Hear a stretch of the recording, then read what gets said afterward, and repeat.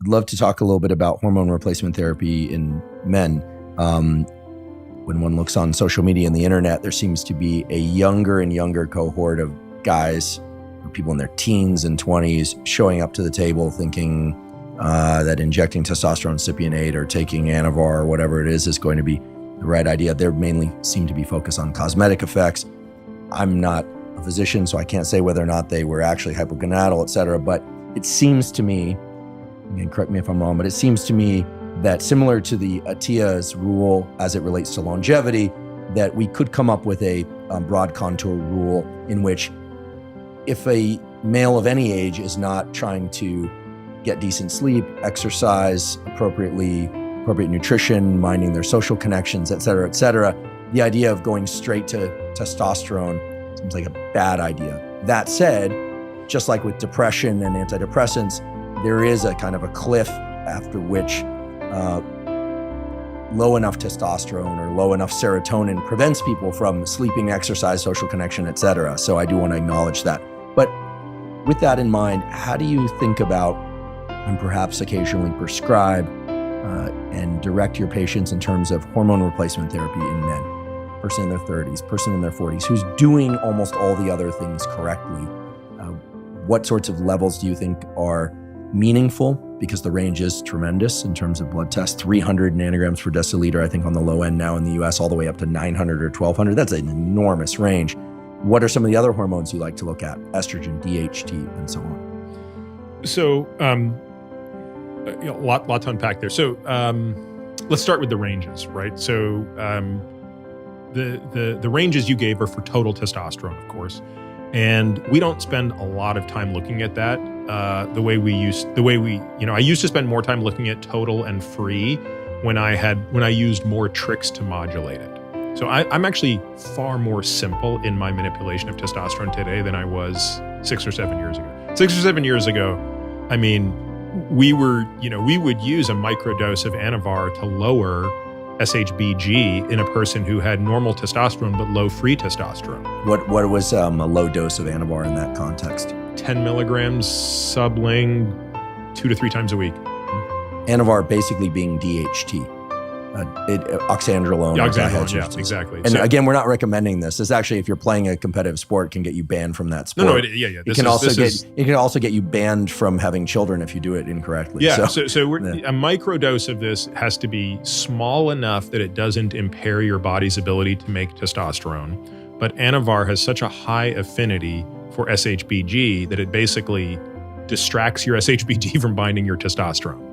Freeing up testosterone. That's exactly right. So the goal was, how do I just give you more free testosterone? So if a patient shows up and they've got a total testosterone of 900 nanograms per deciliter, which would place them at, depending on the scale you look at, the scale we look at, that would place you at about the 70th percentile. But your free testosterone is, 8 nanograms per deciliter. So that's pretty bad. That means you're less than 1% free. A guy should be about 2% free T. So that dude should be closer to 16 to 18 nanograms per deciliter. So in that situation that I just gave you, his SHBG is really high. His SHBG is probably in the 80 to 90 range. That's very high. Yeah. Because I think the upper range is somewhere around 55, 56. Exactly. Yeah. So we would first backstall for what's driving his SHBG. So there's basically 3 hormones. So genetics plays a huge role in this. There's no question that just out of the box, people have a different set point for SHBG. Mine is incredibly low. My SHBG is kind of in the 30s, 20s to 30s. But from a hormone perspective, there's basically 3 hormones that run it. So estradiol being probably the most important, insulin, and thyroxine. So we're going to look at all of those and decide if any of those are playing a role. So insulin suppresses it. So this is actually the great irony of helping a person get metabolically healthy, is in the short run, you can actually lower their free testosterone, all things equal. Because as insulin comes down, SHBG goes up, and if testosterone hasn't gone up with it, you're lowering free testosterone. So somebody who goes on a very low carbohydrate diet in an attempt to drop some water and drop some weight is going to increase their SHBG. Yeah, if their insulin goes down bind up enough. Testosterone, less free testosterone.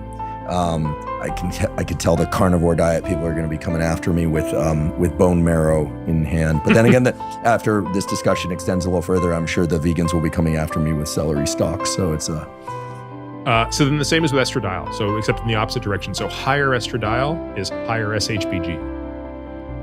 So again, occasionally you'll see a guy with normal testosterone, but he's a very high aromatase activity person. So he has a lot of the enzyme that converts testosterone into estradiol. You can lower estradiol a bit with an aromatase inhibitor, and that can bring down SHBG. Now again, these things individually are rarely enough to move the needle. The last is thyroxine. So if you have a person whose thyroid is out of whack, you have to fix that if their T4 is out of whack, you're going to interfere with SHBG. There are also some supplements, which I think you've probably talked about these on the podcast. I feel like I've heard you talk about these on the podcast. Yeah, there are a few that will adjust. There's this idea. Now there's a much better review that just came out. I'll send it to you. I'd love your thoughts on it. And I've been perusing it line by line. But I'd love input from experts like you on the use of Tonga Ali for reducing SHBG. In my experience, it does free up some testosterone. By which mechanism, it isn't exactly clear. And the effects aren't that dramatic. Yeah. Right? There are probably multiple effects. For all we know, it increases libido, and it does generally by way of increasing estrogen slightly, which can also increase libido in some individuals. So we don't know the exact mode of action. So we've talked about a few. The one that a few years back people were claiming could reduce SHBG was stinging nettles. Yeah. Stinging nettle. Well, urinating seems to be coming up multiple times on this podcast for whatever reason. Stinging nettle extract, I took the most pronounced effect of that was you could basically urinate over a car when taking SHBG. What the underlying mechanism of that was, I do not know. I took it for a short while. It didn't drop my SHBG very much, but it did drop my DHT sufficiently so that I stopped taking it. I do not like anything that impedes DHT.